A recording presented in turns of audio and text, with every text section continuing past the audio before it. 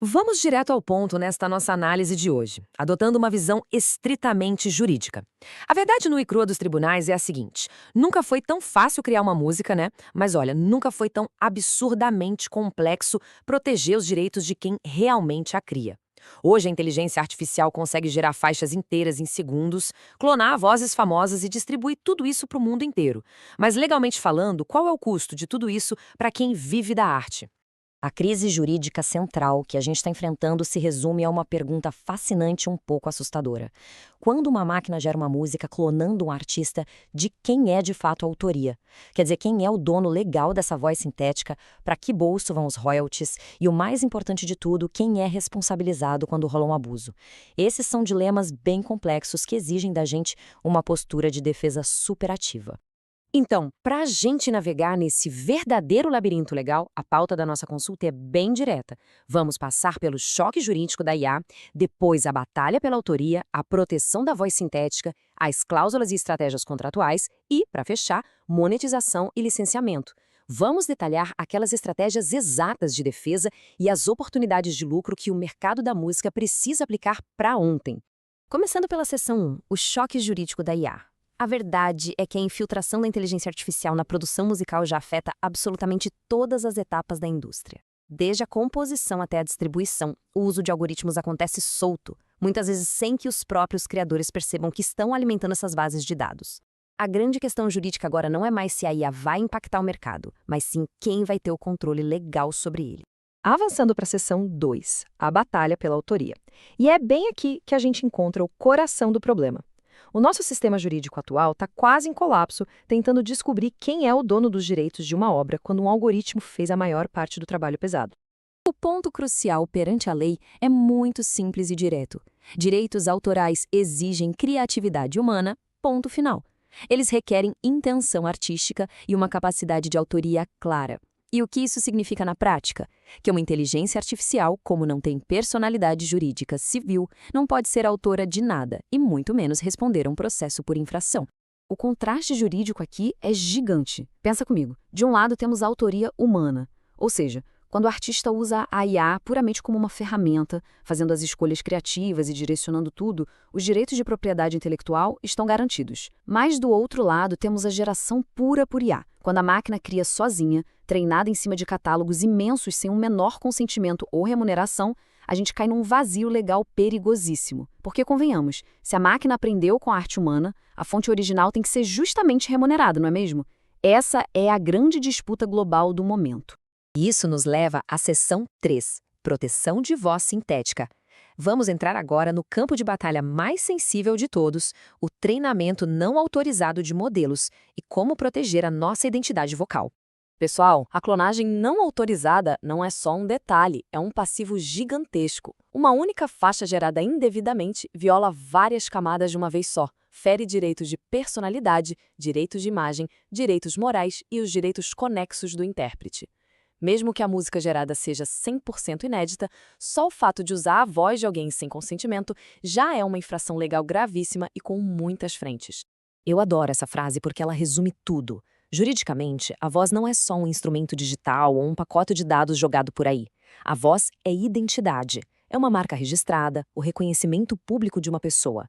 Então, é um ativo essencial que precisa ser blindado de forma feroz contra qualquer tipo de replicação. O rigor em não ceder o uso da voz sem entender cada vírgula do contrato é, sem dúvida, a nossa regra de ouro atual. E por que ser tão chato com precaução contratual na hora de gerir catálogos? Porque tem um velho ditado perfeito para isso. A inteligência artificial viaja na velocidade da luz, mas o sistema judiciário anda a cavalo. O estrago de uma música falsa que viraliza, engana o público e gera dinheiro indevido para terceiros acontece muito antes de um juiz sequer assinar uma liminar. Então, a prevenção legal estrita não é só uma opção, é uma obrigação. Vamos para a seção 4, cláusulas e estratégias. Chegou a hora de sair da defensiva e para o ataque estratégico jurídico e proteger as obras de forma concreta no papel. Esses 3 passos práticos formam a base inegociável para se blindar contra o abuso da IA. Primeiro, revisar minuciosamente todos os contratos. Segundo, fazer o registro rigoroso da obra para ter aquela prova super sólida de autoria se rolar alguma violação. E terceiro, adotar uma política de licenciamento totalmente consciente. prestem muita atenção aqui, como se estivessem numa consultoria com o advogado de vocês, porque essas são as cláusulas essenciais que não podem faltar em nenhuma negociação a partir de hoje. Número 1. Proibição expressa do uso do material para treinamento de IA sem compensação extra. Número 2. Definições cristalinas sobre o que é a sua voz e a sua imagem naquelas entrelinhas contratuais. E número 3. Impor limites muito rígidos de exploração do seu catálogo. O objetivo de tudo isso é criar um muro legal imediato contra a raspagem não autorizada dos seus dados. Entrando na nossa reta final, seção 5, monetização e licenciamento. Como pegar a inteligência artificial, que parece um risco enorme, e transformar numa impressionante nova fonte de receita.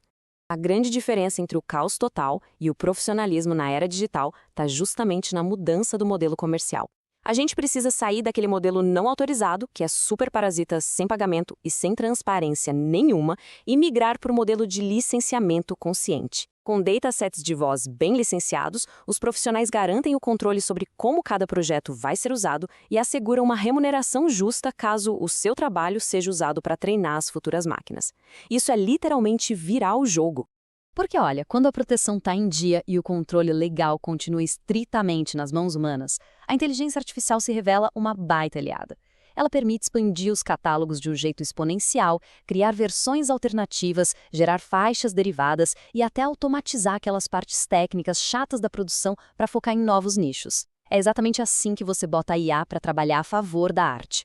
Mas não dá para bobear, tá? A implementação de todas essas estratégias tem que ser para já. Por quê? Porque tem um problema financeiro silencioso rolando solto por aí. Todo santo dia, a IA gera milhares de faixas genéricas que entopem os servidores.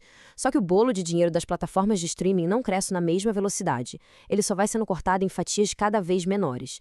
E isso dilui demais a renda dos artistas humanos que não têm uma estratégia comercial afiada. O que nos traz direto para o encerramento da nossa análise. No fim das contas, a maior ameaça para o legado e para a subsistência de um músico não é a chegada de um software novo ou de um algoritmo revolucionário. É assinar um papel sem entender o que está lá. A verdadeira ameaça é a desinformação jurídica e a falta total de preparo contratual. A tecnologia, com certeza, não vai parar de evoluir.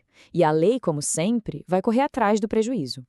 Fica muito claro que quem entende de verdade os seus direitos, quem sabe o peso de cada cláusula e encara o mercado com firmeza legal, é quem vai dominar o futuro da música. E a pergunta que não quer calar na indústria hoje é essa: os catálogos e os criadores estão realmente preparados?